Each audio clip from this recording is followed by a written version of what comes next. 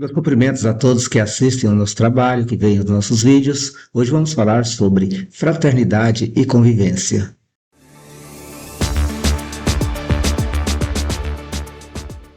No Evangelho segundo o Espiritismo, exatamente no capítulo 17, item 4, está escrito: reconhece-se o verdadeiro espírita pela sua transformação moral e pelos esforços que emprega para domar suas más inclinações. Este é um tema atual. É um tema em que muitas vezes as pessoas observam sob outro aspecto, sem empregar exatamente as questões do Evangelho, mas que nós vemos ao nosso redor. Principalmente porque o mundo vive de divisões políticas, religiosas, culturais, e o Espiritismo ele propõe a vivência da fraternidade universal. E uma das questões que nós podemos entender sobre a caridade, a fraternidade na visão espírita, é que para entender essa necessidade de nos transformarmos em pessoas melhores, nós precisamos entender que vivemos debaixo de uma lei de amor que foi instituída por Deus. Claro, em todo o universo, em todos os lugares onde hajam seres inteligentes, só poderiam conviver bem se tivessem sobre eles uma lei que estabelecesse a necessidade de amor. Mas por que muitas pessoas não praticam esse amor? Por que muitas pessoas não têm caridade, não têm fraternidade, não têm amizade, não têm nenhum tipo de carinho para com o semelhante? Uns têm um pouco, outros um pouco mais, mas a maioria das pessoas tem dificuldade de se expressar nesse sentido. É porque nós, como seres humanos que nós somos, em percurso de aprendizado, ainda não compreendemos muito bem essas questões. Ainda não aprendemos necessariamente o que é fraternidade na visão que colocou para nós Jesus, né? Com o seu amor, com o seu ensinamento, com o seu trabalho de esclarecimento, ele pôde deixar para nós muitas parábolas que mais adiante poderão, então, irem, ao passar do tempo, serem interpretadas para a prática do amor e da caridade para com o próximo. Em vista dessa questão, na pergunta 888 de O Livro dos Espíritos, Kardec pergunta aos espíritos o que se deve pensar da esmola, já que muitas pessoas consideram caridade apenas dar esmolas, apenas dar coisas para as pessoas. E os espíritos vão, então, nos fazer entender que o homem condenado a pedir esmola, ele se degrada moralmente, ele se embrutece. Uma sociedade tem que se basear na lei de Deus e na justiça, e deve prover essa justiça à vida do fraco, sem que haja para ele humilhação. Deve assegurar a existência dos que não podem trabalhar, sem lhes deixar a vida à mercê do acaso e da boa vontade de alguns. Lembro que essa pergunta foi feita nos anos de 1850 e poucos, né? 1860, por aí. Mais ou menos, talvez um pouco antes, pelo lançamento do Livro dos Espíritos, né?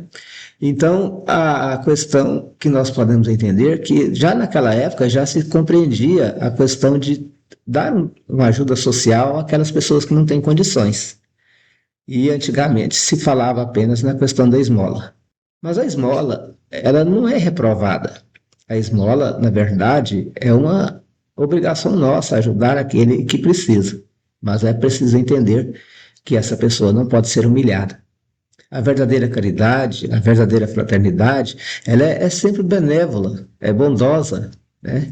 E ela está, diz aqui o Livro dos Espíritos, tanto no ato como na maneira por que é praticada.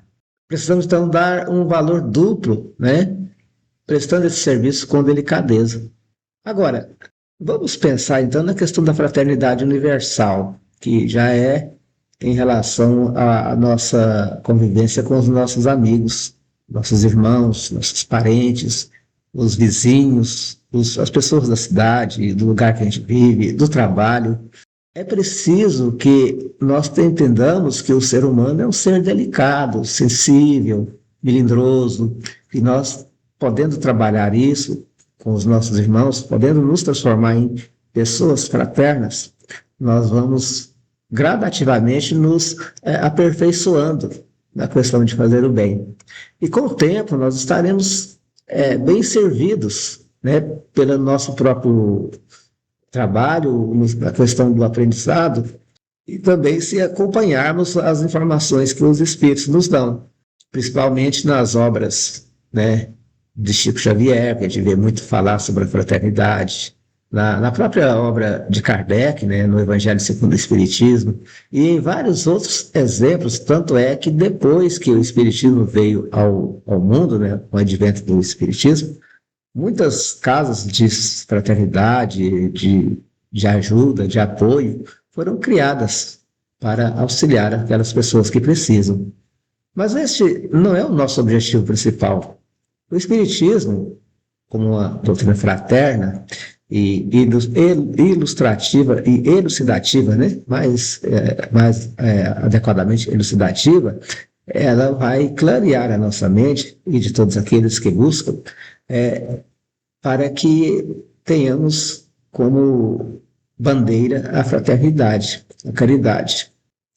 Frisa bastante aos espíritos aquela ordem de Jesus, amai-vos uns aos outros, né? Trata isso como uma lei divina. E, mediante essa lei, Deus governa os mundos, né? Todo o universo é governado assim. Mas a questão da ignorância, ela vai estar permeando, né, essas convivências, essa forma de encarar as coisas que tem, né, trazido aí a questão da sombra, né, da questão do ódio, do rancor, da inveja, do ciúme, que é a sombra, né, a parte ainda não esclarecida do ser humano. Então, o amor é a lei de atração para os seres vivos e organizados. A atração é a lei de amor para a matéria inorgânica. Se você vê, por exemplo, um pedaço de ferro ser atraído por um ímã, né? Há uma energia de atração ali. Podemos dizer que aquele ali seja amor? Mas não, mas é uma expressão material do que seria realmente o amor. Se você entender que Deus seria um ímã de luz, um ímã de amor supremo, nós vamos entender que vamos caminhar, nós vamos seguir em direção a este ímã, a essa onda de energia, né? Vamos dizer assim, que nos busca, que nos arrasta. E aí, apesar, e quando a gente não quiser, a gente vai sofrer. Porque a engrenagem nossa, ela é mais fraca do que a engrenagem divina, né? Então, se nós não queremos ir a Deus usando o trabalho de fraternidade, de caridade, amor, de distribuição de nós mesmos para com o semelhante, no sentido de nos socorrer, eu vou ser arrastado pela dor, que é, na verdade, o efeito da nossa ignorância e da nossa revolta contra o Criador. Muitos espíritos de luz sofrem, inclusive a dor, descendo ao mundo para ajudar a gente, as pessoas que estão aqui, nós ignorantes, porque eles se propõem a isso, nos abraçam e sofrem conosco. O caso de Cristo, né? E aí, gente, nós vamos trabalhando, então, ao nosso espírito, dando a ele maleabilidade nessa vivência nossa, nesse mundo que nós temos aqui ao nosso redor, para que no mundo espiritual a gente possa chegar aí com mais esperteza, com mais alegria, com mais satisfação, né? E assim vamos entendendo essa lei de amor e fraternidade que nos é proposta por Deus, né? O ser pacífico é aquele que se comporta de maneira calma, não violenta.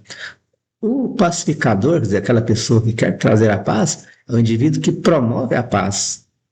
Então, o ser pacífico tem características que se referem a si mesmo, ao seu modo de ser. O pacificador age em favor dos outros, da sociedade e do planeta. Então, primeiro, sejamos pacíficos. E, em segundo lugar, possamos, então, agir em favor do nosso semelhante. Nós vamos, então, encerrar aqui, novamente, com aquela palavra de Jesus, né? Bem-aventurados os mansos, porque herdarão a terra. É uma promessa mais para um plano espiritual do que um plano material, já que o plano material ele é um plano de transformação. Um dia ele vai deixar de existir, né? Então, eu agradeço aí a presença dos nossos irmãos em nosso vídeo, dos amigos, dos irmãos que acompanharam aí este nosso trabalho. Muito obrigado, que Jesus abençoe a todos. Valeu.